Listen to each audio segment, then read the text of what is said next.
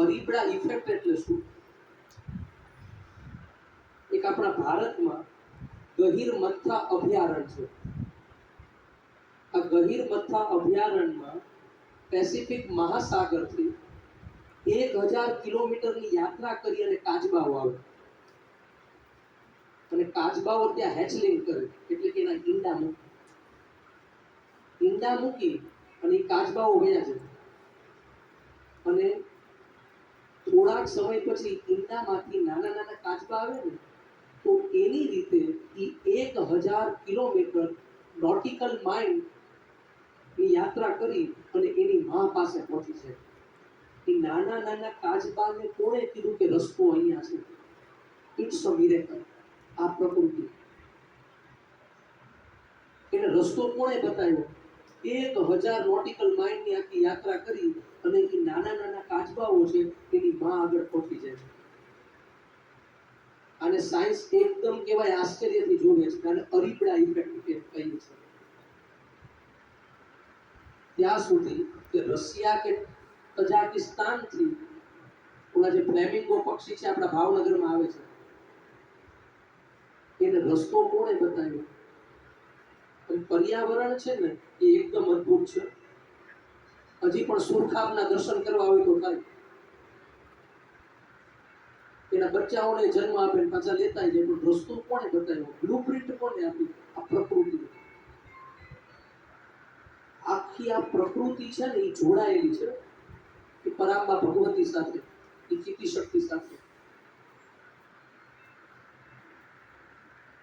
અને આવી તો તમને છે ને કેટલી વિશિષ્ટતાઓ દેખાશે અને એકબીજા સાથે પાછા જોડાયેલા.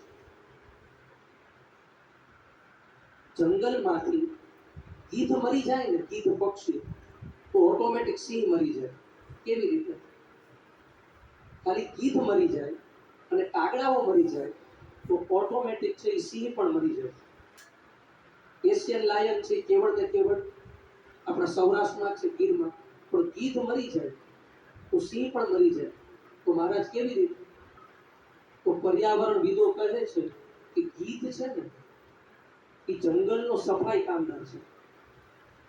એ નાના નાના જીવડા ખાય, સાફ સફાઈ કરે.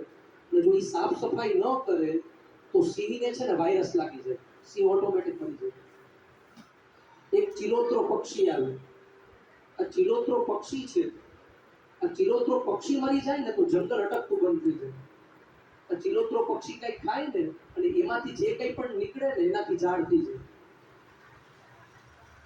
બધું જ પર્યાવરણ સાથે સંલગ્ન છે. આ બધું જ છે એની સાથે જોડાયેલું છે. એવી રીતે જરખ પણ છે ને, જરખ પ્રાણી એ પણ છે ને કામદાર છે. આ બધા મરી જાય તો ઓટોમેટિક સિંહ મરી જાય. તો આખી આ પ્રકૃતિ છે એ વિશિષ્ટ રીતે છે ને એ એની સાથે જોડાયેલી છે.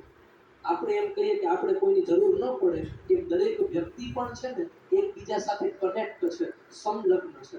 અને આ બધાની દોર છે ને એ પ્રકૃતિ, એ મહામાયાના હાથમાં છે.